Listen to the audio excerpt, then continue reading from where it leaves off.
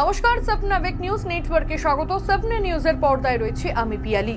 অবৈধভাবে ভারতে অনুপ্রবেশ থেকে শুরু করে মাদক চক্র কিংবা ধরুন অস্ত্র কারবার, রাজ্যের বিভিন্ন প্রান্তে এখনো অসামাজিক কাজকর্মের সঙ্গে যুক্ত থাকে কেউ বা কারা। এই দালালদের তত্ত্বাবধানেই রাজ্য, আন্তঃরাজ্য অথবা আন্তর্জাতিক যোগাযোগ জিয়ে রাখতে পারেন অসাধু মানুষজন। তবে সম্প্রতি যেভাবে রাজ্য জুড়ে জাল পাসপোর্ট চক্রীরা ধরা পড়ছে, তাতে কার্যত ঘুম উড়েছে প্রশাসন সহ দুটি তদন্তকারী অফিসারদের। কারণ নাগরিকত্ব প্রমাণের জন্য ডকুমেন্ট হিসেবে ভোটার কার্ড, আধার কার্ড, প্যান কার্ডের বদলে পাসপোর্ট অগ্রাধিকার পায়।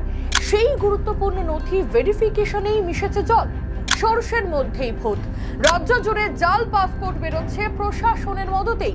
সাংবাদিকদের মুখোমুখি হয়ে এই দাবি করলেন সিপিআইএম নেতা মোহাম্মদ সেলিম। পাসপোর্ট আইন অনুযায়ী কেন্দ্রীয় সরকার পাসপোর্ট দেয়, ইস্যু করে, কিন্তু তার শর্ত হচ্ছে পুলিশ ভেরিফিকেশন লাগে এবং সেটা পুলিশি ব্যবস্থা হচ্ছে রাজ্য সরকারের হাতে।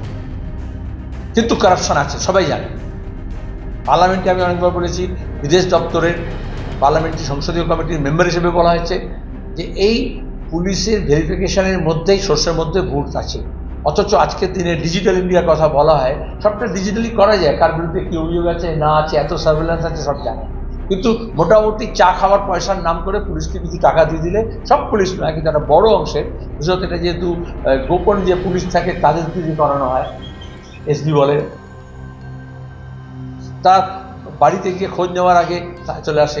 একসময় বলা হলো, আমরা পার্লামেন্টারি কমিটি থেকে বলেছিলাম যে সেই তাদের এই জন্য ফিজ বাড়ানো হলো পাসপোর্টে, যে প্রত্যেককে স্মার্টফোন বা প্যাড দেওয়া হবে এবং তাতে দাঁড়িয়ে সেই যাতে সঙ্গে সঙ্গে অনলাইন সমস্ত ভেরিফাই করে, আর পাসপোর্ট দপ্তর দেখতে পারবে really say on the spot verify করেছে। আজকাল জানা যায় লোকেশন থেকে, জিওগ্রাফিক্যাল লোকেশন থেকে, কিন্তু সেটা করা হচ্ছে না কারণ আমাদের রাজ্যে, যেখানে ভুয়ো সিবিআই অফিসার, ভুয়ো তদন্ত, ভুয়ো কেস, ভুয়ো ডিগ্রি, ভুয়ো তোমার গিয়ে পাসপোর্ট রোজ ধরা পড়ছে। এটাকে কেন্দ্র এবং রাজ্য সরকারের ব্যবস্থা নিতে হবে এবং পুলিশের মধ্যে যারা ভেরিফাই করবে তাদেরকে আগে ভেরিফাই করা উচিত যে তারাও জালিয়াতি করছে কিনা, যেটা এই কেসটার মধ্যে বলা হলো। এটা না হলে তুমি তোমার গিয়ে এই সোর্সের থেকে ভূত টানতে পারবে। এর আগে বিভিন্ন ঘটনায় পুলিশি নিষ্ক্রিয়তার অভিযোগ ওঠার পাশাপাশি আরজিকর কাণ্ডে প্রশাসনের প্রমাণ লোপাটের চেষ্টার অভিযোগ ওঠায় আমজনতার কাছে মোটেও সুনজরে নেই প্রশাসন। এরপর প্রকাশ্যে এলো পাসপোর্ট কাণ্ড, যেখানে পুলিশ ভেরিফিকেশন একটা গুরুত্বপূর্ণ জায়গা। প্রত্যেকটা থানায় যেখানে দুজন করে পাসপোর্ট ভেরিফিকেশনের জন্য দায়িত্বপ্রাপ্ত দুজন পুলিশ আধিকারিকেরা থাকেন, সেখানে প্রশাসনের নজর এড়িয়ে জাল পাসপোর্ট বেরোয় কিভাবে? তদন্ত এগিয়ে নিয়ে যেতে কমিশনারেটের এই সমস্ত দায়িত্বপ্রাপ্ত পুলিশ আধিকারিকদের সঙ্গে কথা বলছেন তদন্তকারী অফিসারেরা। গণেশ সাহা, স্বপ্নাবিক নিউজ, মুর্শিদাবাদ।